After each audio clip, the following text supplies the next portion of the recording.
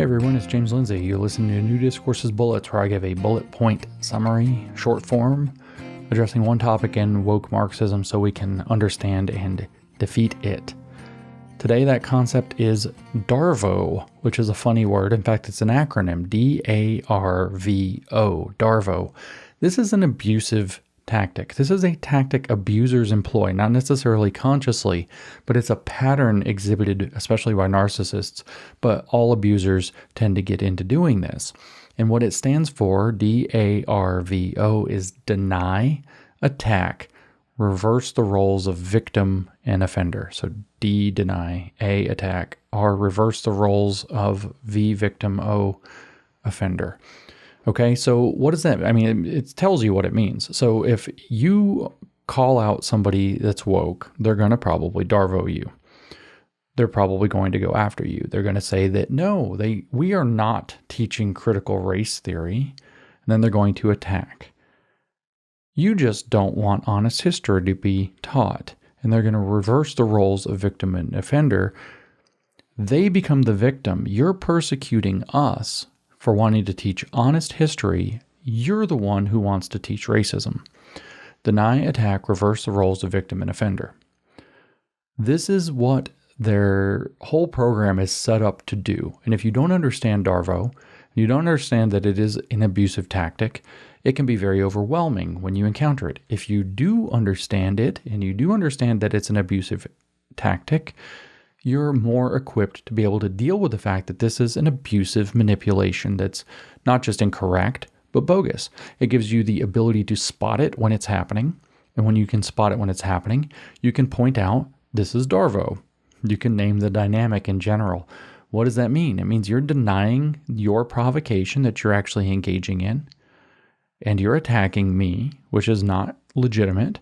And in so doing, you're making yourself out to be the victim when in fact you're the provocateur, and you're reversing the roles of victim and offender. The whole drag queen phenomenon falls into this, by the way. We're not doing anything wrong. We're just bringing in something engaging for kids to read. Deny. You're just a bigot.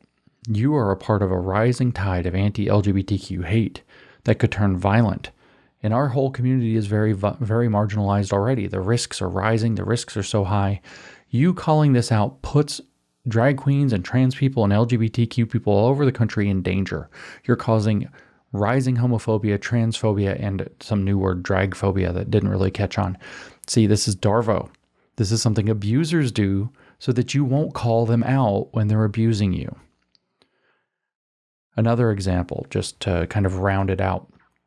Maybe they were doing a provocation, such as putting illicit, if not pornographic, if not grooming, if not just horrifically inappropriate for other reasons, gender ideology-based, queer theory-based, race-based books in school curriculum or libraries. Maybe they're removing, as they actually are, certain books like To Kill a Mockingbird or Huckleberry Finn. Maybe they're rewriting books like the new Scandal with Roald Dahl. They've rewritten his books to remove the offenses in their eyes, the offensive language. Ian Fleming's James Bond books are being rewritten by their publishers, and they're publishing edited versions of them. This is a profound form of censorship that we often call book banning. So what happens when we point this out and say, look, they're doing this? They Darvo. They deny, attack, reverse the roles of victim and offender. We're not banning books. We're merely trying to be more sensitive to diverse audiences.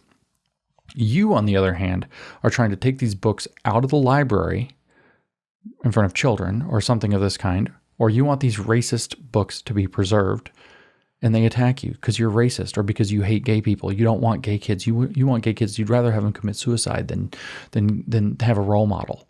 Have somebody they can look up to. Deny, attack, and of course they reverse the role of victim and offender.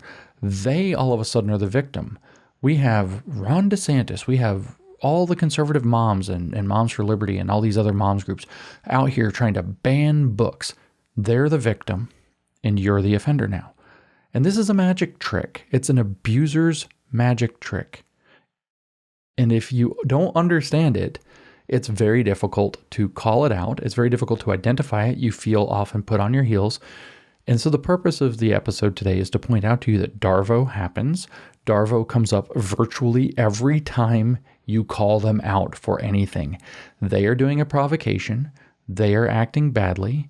They are destroying something. They are harming children. They are doing what they are doing, some provocation. And if you dare to call them out for what they're doing, you're going to see Darvo. They're going to deny that it's even happening. We're not teaching critical race theory in schools. It's a law school thing. It's not even in schools. Attack. These people are just racists who want to keep doing their racism. They benefit from racism and don't want racism taught in honest ways. They are, in fact, don't want slavery taught or some nonsense.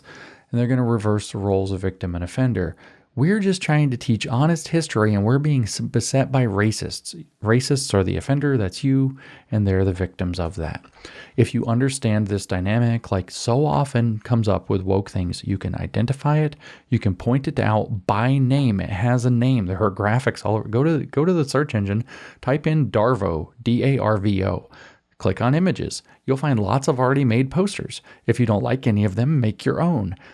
All you have to do when you see something like that on social media, not only should you spread awareness of the concept of Darvo, you can actually just reply with an image of the Darvo graphic that you've either made or downloaded. You can quote tweet, for example, and show other people, this is Darvo.